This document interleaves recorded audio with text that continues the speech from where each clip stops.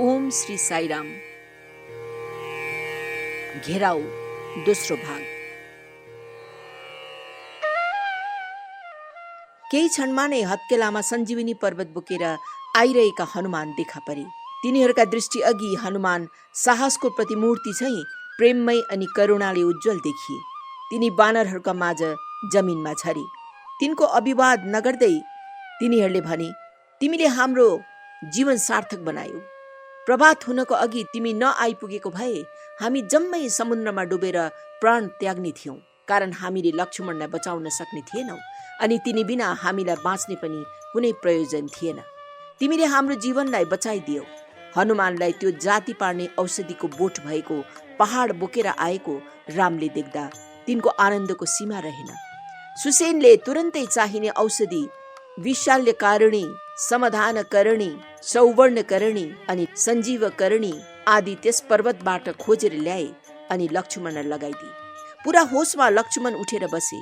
आनन्दले राम अत्यन्त खुसी भएर आफ्ना भाइलाई प्रेमले अङ्गालो हालेर सुमसुमाउन थाले। तिनले भने, भाइ भाइ तिमी यतिका घण्टासम्म कहाँ थियौ? आनन्द अनि कृतज्ञताले तिनको आँखाबाट आँसुको धारा बहिरहेको थियो। तिनी यस्तो आनन्दमा डुबे कि त्यो आनन्द ब्रह्ममय आनन्दसँग मात्र तुलना गर्न सकिन्थ्यो। यसैबीच त्यस सञ्जीवनी पर्वतबाट स्फूर्तिदायक वायु बहेकोले जति बानरहरू युद्धमा मरेका थिए तिनीहरू पनि त्यसको सम्पर्कमा आएर जीवित भए अनि अघि जस्तै घुमफिर गर्न सक्ने भए। यस घटनाले बानरहरूमा बडो आनन्द छायो। फेरि जीवन पाएका आफ्ना साथी सङ्गीहरूलाई भेटेर अङ्कमाल गर्दै तिनीहरू खुसीले नाच्न थाले। सुसेनलाई रामले आशीर्वादको वर्षा गरिदिए। रावणले तिनलाई बदला लिनको निम्ति कुनै प्रतिकारको कदम उठाए वा योजना बनाए तिनले रक्षा गर्नेछन् भनेर आश्वासन दिए।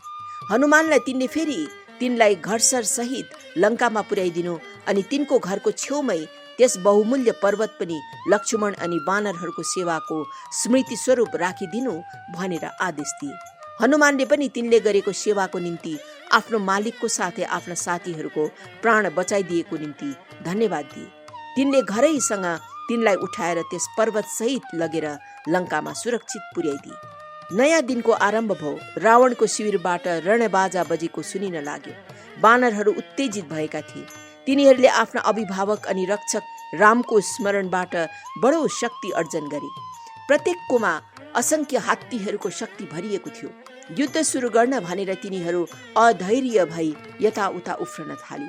त्यस दिन शत्रु पक्षको सेनापति धूम्रक्षा थिए। तिनी बडो प्राण दिएर लडे, तर अर्को दिन हनुमानको हातबाट तिनको मृत्यु भयो।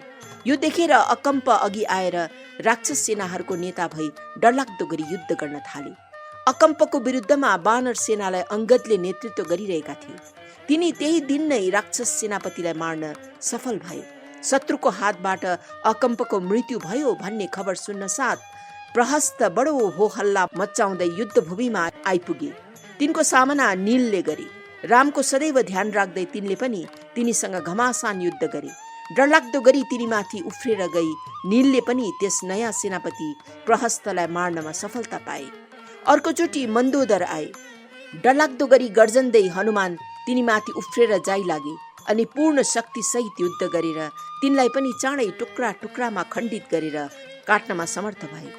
त्यसपछि 5 दिनसम्म कुम्भकर्णका छोराहरू कुम्भ अनि निकुम्भले भयङ्कर राक्षसहरूको नेतृत्व गर्दै युद्ध जारी राखे।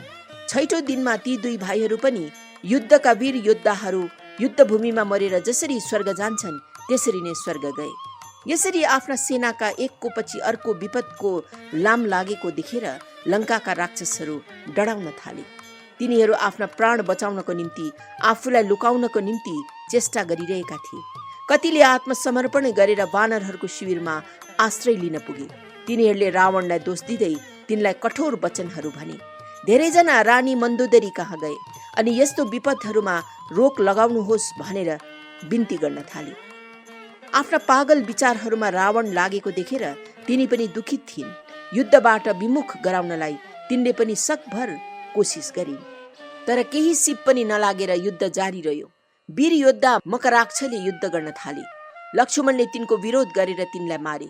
त्यति ठुलो सफलता एकै क्षणमा हात लागेको देख्दा वानरहरू हर्षले जय जय भन्दै कराउन लागे। यस्ता जित्न नसक्ने आफ्ना वीर सेनापतिहरू एकको पछि अर्को युद्धभूमिमा मरेको सुनेर रावण रोएर विलाप गर्न लागे। तिनी आफ्ना भाइ कुम्भकर्ण सुतिरहेको ठाउँमा गए। तिनलाई भयंकर उपायहरूद्वारा उठाउने चेष्टा गरे। असंख्य राक्षसहरूको हुल जम्मा भएर तिनका कानका छेउमा गएर ढोलहरू जोडले बजाउन थाले। त्यस सुतिरहेको राक्षसलाई जगाउन रावणले सयौं मुक्केबाजहरूलाई ल्याएर हिर्काउन लाए। आफ्ना बाम मुड्कीले हजारौं घुस्सीहरू तिनलाई हिर्काइयो। अन्तमा बल्ल बल्ल तिनले आँखा उगारेर वरिपरि हेरे। रावणले आफ्नो दुःख तिनलाई भने अनि आफ्ना छोराहरूको मृत्युको पनि समाचार दिए। यो सुनेर बदला लिन भनेर तिनी जुर्मुरिएर करालकाल ब्रह्माण्डको संहारक झै भएर उठेर भन्न लागे, मूर्ख, के तैले पनि सफलता प्राप्त गर्न सक्छस्? तैले जगत जननी सीतालाई चोरेर ल्याएर अक्षम्य अपराध गरेर आफ्नो नाममा कलङ्क लाएको छस्। तेरो यो अधम कार्यलाई माफ गर्न सकिन्न। तेरै दोषहरूले गर्दा लङ्काको नाश हुन लागेको छ। जा, कमसे कम अहिले राम कहाँ गएर आफ्नो मूर्ख घमण्डको भावना त्यागेर समर्पण गर। उच्च कर्तव्य पालन गरेर धर्मलाई कायम गर्ने अनि अधर्मको नाश गर्ने उत्तरदायित्व पाएका राजाले पनि आफ्नो गुण धर्म छोडेर अर्काकी स्वास्नीलाई कहिले ल्याउनुहुन्छ र? के यो शास्त्र सम्मत हो? के यसले आत्मिक उन्नति ल्याउँछ र? तैले तेरो कर्मको फल भोग्नु पर्नेछ। हे रावण, राम साधारण मानिस होइनन्। कामले मत्त भए कि हाम्री बहिनी सुपर्णखाले आफ्नो स्वार्थपूर्ण इच्छा पूर्ण गर्न खोजी अनि आफ्नो निष्ठाको परिणाम त्यसले भोग्न परेको थियो। त्यसैले तेरो प्रवृत्तिमा आगो लाएर गई अनि यस्तो जङ्गली दोष गर्नमा प्रेरणा दिई। एउटी तुच्छ स्त्रीको कुरा सुनेर तैले आफ्नो सब विवेक हराएर आफ्नो हातले आफ्नो टाउकोमा यस्तो विपत्ति ल्याइस्। कुम्भकर्णले यसरी आफ्नै भाइलाई दोष दिएर धेरै बेरसम्म सम्झाए, तर कुनै पनि हालतमा त्यो दोष स्वीकार्ने स्थितिमा रावण आएन। तिनले बिन्ती गरे, यस्तो विपदमा मलाई नछोडा। मेरो जीवन बचाउनको निम्ति युद्धमा सेनाहरूको नेतृत्व गर्नको निम्ति तयार हौ। अब बाँच्ने उपाय नदेखेर फेरि भएन भाइको स्नेहले गर्दा कुम्भकर्ण पनि तयार भए। तिनको अघि खाजाको निम्ति मांस मदिराले भरिएका बडे बडे भाँडाहरू राखे। एकै क्षणमा ती सब खाएर कुम्भकर्ण युद्धभूमिमा गए। तिनलाई युद्धमा आएको देखेर विभीषण तिनका सानो भाइ दगुर्दै रामको शिविरबाट गएर नम्र भक्ति साथ तिनका पाउमा परे। उठेर तिनले आफ्नो नाम भने। कुम्भकर्ण खुसीले गदगद भएर आफ्ना भाइलाई बडो प्रेमले अङ्कमाल गरे। विभीषणले पहिले बोले, दाजु, रावणले मलाई खुल्ला सभामा अपमान गरेर सभा भवनबाट लात लाएर निकालिदिए। यो विषयका धेरै पक्षहरू मैले विचार गरेर तिनलाई अनेक तरहले सम्झाए। तिनले मेरा सल्लाहहरू जम्मै त्यागेर शक्ति प्रेमी मूर्ख मन्त्रीहरूका कुरा सुनेर सबैले सुन्ने गरी मलाई असह्य गाली गरे। मैले त्यो लाज खप्न सकिनँ। म गएर रामको शरणमा परे। मलाई असहाय अनि निर्दोष देखेर तिनले मलाई आश्रय दिन स्वीकार गरे। यो सुनेर कुम्भकर्णले भने, हेर भाइ, मृत्युको छाया रावणमाथि परिसकेको छ। त्यसैले असल परामर्शलाई त्यसले कहाँ सुन्छ र? तिमीले आफ्नो जीवनको लक्ष्य पूर्ण गर्नलाई ठिकै काम गर्यौ। तिमी अब विभीषण होइन, राक्षस कुलका विभूषण भएका छौ। त्यो उज्जवल मणि बहुमूल्य गहना।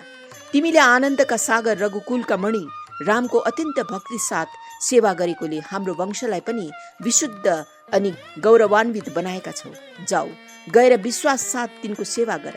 भाइ, मेरो भाग्यमा के छ त्यसको वास्ता नगर। मैले युद्ध गर्नु परेको छ। म पनि मृत्युको मुखमा पर्न लागिरहेछु। मेरो हृदयले रावणको साथ दिएको छैन भनेर रामलाई पनि थाहा छ। म यो पक्ष वा त्यो पक्षको साथ लिनु भनेर भन्दिनँ, तर रामको भक्तिमा तिमी अटल बस। यो परामर्श अनि आशीर्वाद दाजुबाट पाएर विभीषण रामको समक्षमा गए। तिनले रामलाई भने, स्वामी, त्यो राक्षसको पहाड कुम्भकर्ण हो। तिनी बडा डरलाग्दा योद्धा छन्। तिनी तपाईसँग युद्ध गर्नु भनी आएका छन्। यी शब्दहरू सुनेर वानरहरू यति रिसाउन थाले कि तिनीहरूले अग्नि वर्षा गर्दै हनुमानको नेतृत्वमा शत्रुमाथि जाइलागे। तिनीहरूले ठुला ठुला वृक्षहरू तथा चट्टानहरू तिनीमाथि फेक्न थाले, तर कुम्भकर्ण दृढ भएर अविचल रहे। वानरहरूको यो आक्रमण तिनको निम्ति पागल हात्तीलाई परेराले छोएको जस्तो मात्र थियो। क्रोधले उम्लन्दै हनुमानले आफ्ना मुड्कीले जोडसित हिर्काए। कुम्भकर्णलाई रिङटा छुट्यो, तर झट्ट चाँडै नै तिनले त्यसको बदलामा मुक्का हानेर तिनलाई जमिनमा पछारिदिए। नल अनि नील पनि त्यस युद्धमा सामेल भए। तिनीहरू कुम्भकर्णको शक्ति अघि उभिन सकेनन्। वानर दलमा भय छायो। सुग्रीव अनि अंगदले पनि कुम्भकर्णबाट आफ्ना भाग पाएर जमिनमा लोटे। अन्तमा कुम्भकर्णले सुग्रीवलाई काखीमनी च्यापेर तिनलाई युद्धभूमिबाट लगे। वानरहरूका राजालाई नै बोकेर लगेपछि वानर सेनाहरू डराउँछन् भनेर कुम्भकर्णले सोचेका थिए। यसैबीच हनुमानलाई स्थितिको ज्ञात भयो। तिनले सुग्रीवलाई वरिपरि देखेनन्। यसर्थ तिनी कहाँ छन् भन्ने तिनलाई चिन्ता हुन गयो। शक्तिशाली कुम्भकर्णको काखीमनी च्यापिएर गइरहेको सुग्रीवको होस खुल्यो अनि तिनले त्यसबाट फुत्कन भरमग्दुर चेष्टा गर्न थाले। तिनी यसरी हताश भएर फुत्कन खोजेको देखेर हनुमान सहायता गर्न दौडेर गए। सुग्रीव आफूलाई समात्नेको बन्धनबाट मुक्त भए अनि तिनीसँग भयंकर युद्ध गर्न थाले। तिनले कुम्भकर्णको नाक अनि कानहरू टोकेर उडाइदिए। परिणाम त ती राक्षसलाई श्वास लिन पनि अत्यन्त कठिन भइरहेथ्यो। केही क्षणमै नै वानरहरूका हुल आएर कुम्भकर्णलाई धेरै अनि रामको जय, हाम्रा स्वामीको जय भन्दै कराउँदै तिनीमाथि ढुङ्गा मुढा पहाड पर्वत तथा वृक्षहरूले हान्न थाले। क्रुद्ध भएको राक्षसले वानरहरूमाथि उफ्रेर गई जति हातमा आए उतिलाई समातेर निचोरेर मुखमा हालेर निलिदिए। कति त त्यसै चेप्टिएर मरे। यसरी वानरहरूमाझ कुम्भकर्णले आतंक फैलाउन सफल भए। यसै बेला रामले लक्ष्मणलाई अब तिम्रो युद्धभूमिमा जाने समय आयो, अब यो बीचमा अबेर गर्नुहुन्न भनेर यसो भने। लक्ष्मण, यो अक्षय तर्कस यहाँ ल्याऊ। रामको आज्ञा पालन गर्दै लक्ष्मणले तुरन्त त्यो तर्कस ल्याएर दाजुको हातमा राखिदिए। कोदण्ड धनु धारण गरेर राम युद्धभूमितिर सिंह आफ्नो शिकारमा गए झै जान थाले। लक्ष्मण, सुग्रीव, हनुमान अनि जाम्बवानहरू पनि पछि पछि लागे। रामले हानेका बाणहरू पखेटा लागेका सर्पहरू झै सिधा शत्रुमाथि पर्न थाले। चारै दिशामा तिनीहरू व्याप्त भए। तिनीहरूले शत्रु पक्षका धेरै वीर योद्धाहरूलाई मारे। ती वानरहरूको मार सहन नसकी राक्षसहरू युद्धभूमिबाट भाग्न थाले। बाणको धारा सुकेको थिएन। प्रत्येक हानिएका बाणहरू लक्ष्यमा पुगेर फेरि तर्कसमै फर्केर आउँथे। रामले अब राक्षस सैन्य दललाई सिद्ध्याउनै लागेका छन् भनेर कुम्भकर्ण खुबै क्रुद्ध हुँदै घायल सिंह समान गर्जन्दै युद्धको माझमा उफ्रेर आइपुगे। डरले वानरहरू यताउता भागे। अरू कुनै योजनाले काम गर्दैन भनेर रामले एउटा बाण हानी कुम्भकर्णका हातहरू काँधबाट काटिदिए। त्यसबेला ती राक्षस देवताहरूका भगवान इन्द्रले मन्दर पर्वतको पखेटा काटिदिँदा उज्जवल भएझै देखिए। तिनी कराउँदै रामतिर आए। रामले धनुको प्रत्यञ्चा कानसम्म तानेर एक झुप्पा बाण जोडले हानेर तिनको मुखभरि पारिदिए। त्यसको प्रभावले कुम्भकर्णलाई रिङटा छुट्यो, तर तिनी लडेनन्। यसर्थ रामले अर्को बाण हानेर तिनको शिर भुइँमा लडाइदिए। शिर काटिएपछि शरीर केही टाढासम्म दगुरेर गयो। यसर्थ त्यसको यो गति रोक्न भनेर रामले अर्को बाण हाने, जसले त्यो शरीर दुई टुक्रा हुन गयो। अचानक त्यस शरीरबाट एउटा ज्योति निस्केर रामतर्फ आई तिनैमा लीन भयो। कुनै साधना वा जप वा तप, नाम स्मरण, इन्द्रिय विग्रह अनि मानसिक अनुशासन नगरी नै ती राक्षसले मोक्ष प्राप्त गरे। जीवन्त छँदा युद्धभूमिमा तिनी अद्वितीय वीर झै चम्के। मरेपछि पनि तिनले भगवानसँग लीन भएर सर्वोच्च स्थिति प्राप्त गरे।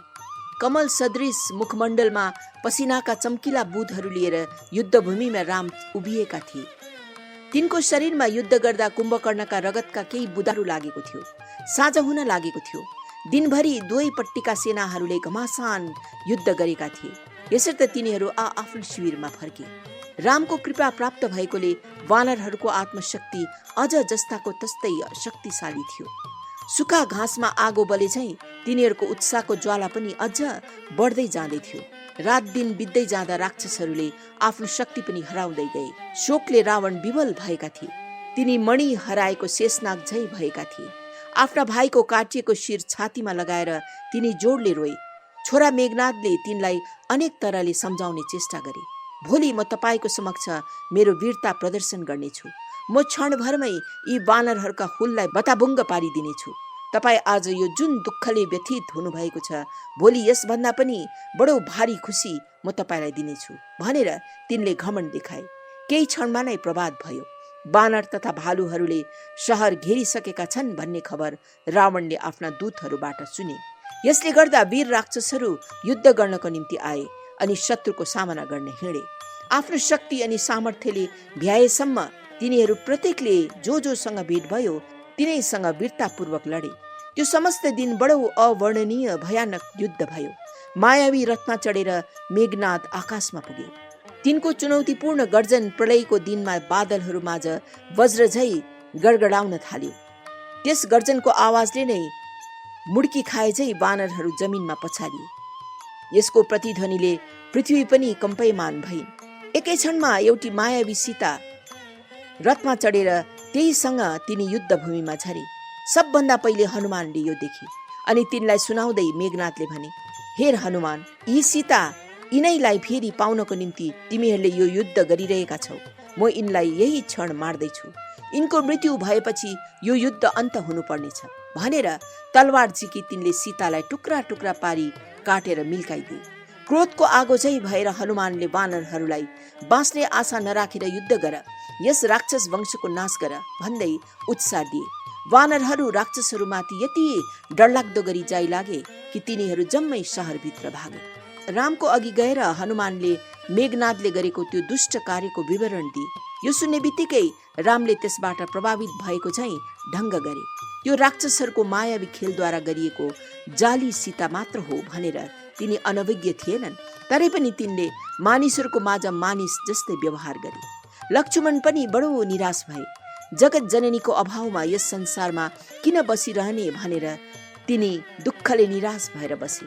यो कुरा सुनेर विभीषण दगुर्दै राम कहाँ आए अनि भने, स्वामी, तपाईलाई यस सत्यको थाहा छ। त्यो समस्त घटना केवल छल हो। सीता जीवित छन् अनि तिनको बडो होसियारी साथ रक्षा भइरहेको छ। तिनको रखवाली भएको ठाउँमा रावण बाहेक अरू कोही जान सक्दैनन्। हामीलाई धोका दिएर सुर्तामा पार्नको निम्ति मात्र मेघनाथले सीता बनाएर मारेका हुन्। हामी राक्षसहरू माझ यस्ता चालहरू साधारण हुन्। यिनीहरू यस्ता नीच काम गर्नमा कति निपुण हुँदछन् त्यो म जान्दछु।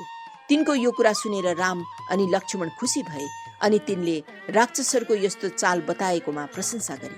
विभीषणले भनेका कुरा ठिक हो वा होइन त्यो थाहा पाउनु तथा आफैलाई पनि विश्वास दिलाउनको निम्ति हनुमानले पनि अर्को रूप धारण गरेर कसैले नदेख्ने गरी लङ्काभित्र पसेर सीता राखेको बगैँचामा गई त्यहाँबाट फर्केर आई सबै कुरो ठिकै रहेछ भनेर वानरलाई सुनाए।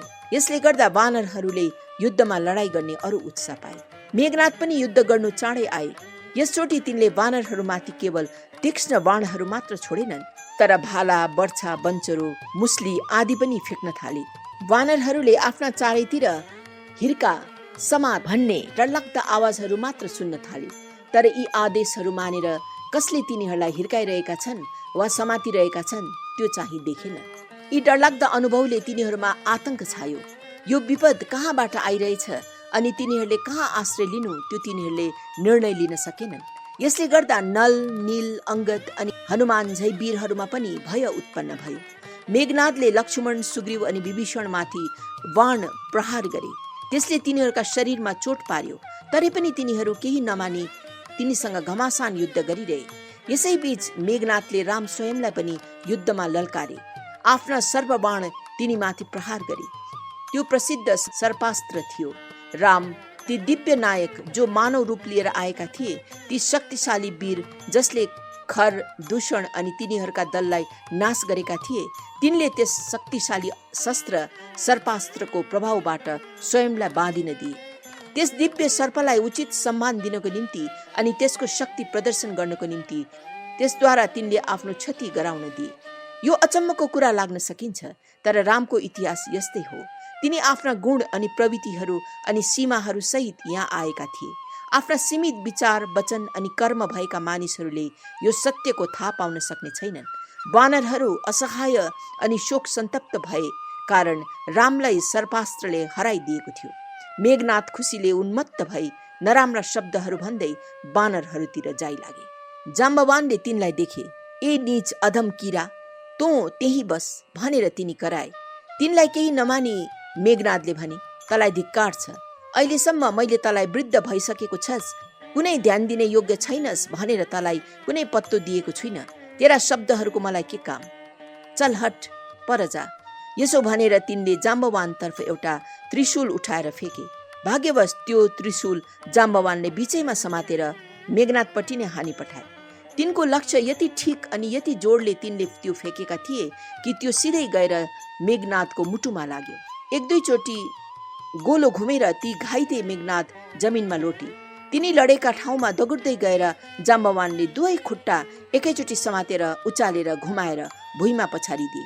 त्यसपछि मेघनाथलाई चुनौती दिँदै भने, अब भन्, म बुढो भएछु कि भइ नै रहेछु? मेरोमा तरुणहरूको झै शक्ति छ वा बुढेसकालको कमजोरी छ? त्यो न्याय गरेर भन्। मेघनाथ मरेनन्। बडो कष्टसाथ तिनी उठे अनि त्यहाँबाट गए। तिनले आफ्नो घमण्ड अझ पूर्ण गरेका थिएनन्, यसर्थ तिनलाई आफ्नो अनुहार पितालाई देखाउनु लाज लागेर आयो। तिनी त्यहाँबाट सिधा निकुम्बला भन्ने बगैँचामा गए, जहाँ धेरै राक्षसहरूले अतीतमा पश्चाताप गरेर गहन तपस्या गर्थे। विभीषणका 4 दरबारियाहरू, जसले शत्रुपक्षका प्रत्येक कार्यकलापहरू गुप्त रूपले हेरिरहेका थिए, तिनीहरूले यो कुरा चाल पाएर तिनलाई भनिदिए। तिनी हतारिएर राम कहाँ गए अनि भने, स्वामी, मैले अहिले एउटा समाचार पाएँ। मेघनाथले आफ्ना दुष्ट शक्तिहरूको वृद्धिको निम्ति एउटा भयङ्कर तपस्या गर्न लागेको छ। तिनले यसको विधिविधान पूर्ण गर्न सके तिनलाई जित्न कठिन पर्न जानेछ। यसमा हामीले बाधा सृष्टि गर्नै पर्छ। यो सुझाव रामलाई मन पर्यो। तिनका यी शब्दहरू सुनेर राम प्रसन्न भए। हनुमान अनि अंगदलाई बोलाएर तिनले भने, भाइहरू, जाऊ, मेघनाथले गरिरहेका यज्ञमा गएर तिनलाई बाधा दिएर यज्ञ विफल गराऊ। लक्ष्मणपट्टि फर्केर तिनले भने, तिमीले यस व्यक्तिलाई समरभूमिमा पराजित गर्नुपर्छ। यिनको दुराचारबाट देवताहरू पनि शोकग्रस्त छन्, यो याद राख। तिनले आदेश दिने बित्तिकै विभीषण, सुग्रीव अनि हनुमान यी तीनैजनाले वानर सेना बडो संख्यामा भेला गरेर लक्ष्मणको पछि पछि तिनलाई सहायता दिन भनी हिँडे। लक्ष्मणले आफ्नो धनु अनि बाणको अक्षय तर्कस बोके अनि रामलाई ढोगेर हृदयमा रामलाई नै लिएर शिविरदेखि बाहिर आए। अंगद, नल, नील अनि अरू सेनापतिहरू हनुमानको पछि लागे। निकुम्बला बगैँचा पुग्दा त्यहाँ तिनीहरूले यज्ञ सुरु भइसकेको भेटाए। यहाँ यज्ञाहुतिमा भैँसीको मासु अनि रगतहरू अर्पण भइरहेको थियो, यसर्थ तिनीहरूले त्यसमा विघ्न उपस्थित गर्न थाले। तर मेघनाथ चुपचाप यज्ञ गरिरहे। तिनीहरूले शक्तिको पूजामा गर्न लागेको मन्त्र पाठहरू उच्च स्वरमा दोहोर्याउँदै बाधा दिन थाले। यसले पनि त्यहाँका पुजारीहरूका पूजामा रुकावट आउन सकेन। यसर्थ ती झोकिएका बानरहरू यज्ञ भएको ठाउँमा नै गएर मेघनाथलाई चुल्ठोमा समातेर तानेर ल्याई लातले हिर्काउन थाले। मेघनाथले त्रिशूल उठाएर तिनीहरूपट्टि फेके। अंगद अनि हनुमान तिनीमाथि जाइ लाग्दा तिनीहरूलाई त्यस त्रिशूलले लाग्न गयो। त्यसको मार यति भयङ्कर थियो कि तिनीहरू जमिनमा लोटे। तिनीहरूको बचाउको निम्ति लक्ष्मण आए। तिनले त्यस त्रिशूललाई 2 टुक्रामा भाँचिदिए। अंगद अनि हनुमान पनि केही क्षणमा ठिक भए अनि पूरा शक्तिले मेघनाथलाई हिर्काए। तरै पनि त्यो राक्षसले हार मानेन। त्यसको कुनै प्रभाव त्यसमाथि परेन। लक्ष्मण तिनलाई मार्ने कराल काल समानका देव आए झैं भएर तिनीमाथि भयङ्कर बाणहरूको वर्षा गर्न थाले। प्रत्येक बाणले तिनीमाथि वज्र झैं प्रहार गर्यो। आफ्नो मायावी शक्तिले मेघनाथले स्वयंलाई अदृश्य बनाए। अनेकौं रहस्यमय गुप्त रूप धारण गरेर तिनी त्यहाँबाट उम्के। अन्तमा लक्ष्मणको धैर्यको बाँध पनि टुट्यो। तिनले आफ्ना पवित्र बाणहरू ताँदोमा चढाए अनि रामको शक्ति अनि शौर्यको पुकार गर्दै जहाँ भए पनि मेघनाथलाई लक्ष्य गरेर हानि पठाए। त्यो बाणले गएर मेघनाथको मुटुलाई छेडेर तिनको प्राणान्त गरायो। अन्तिम समयमा तिनको हृदयमा रामको छवि अंकित थियो। हनुमान अनि विभीषणले तिनको वीरता अनि तिनको मृत्युको प्रशंसा गरे। हनुमानले हलुकै गरी तिनको शरीर उठाए अनि काँधमा बोकेर लङ्काको द्वार नेर राखेर त्यहाँबाट फर्किए। लक्ष्मण आएर रामको चरणमा परे। तिनको विजय देखेर राम प्रसन्न भए अनि निकुम्बला बगैँचामा भएका घटनाहरूको सम्पूर्ण विवरण सुने। बडो प्रेमले तिनले भाइलाई अंगाले। समस्त लोक सुखिनः भवन्तु।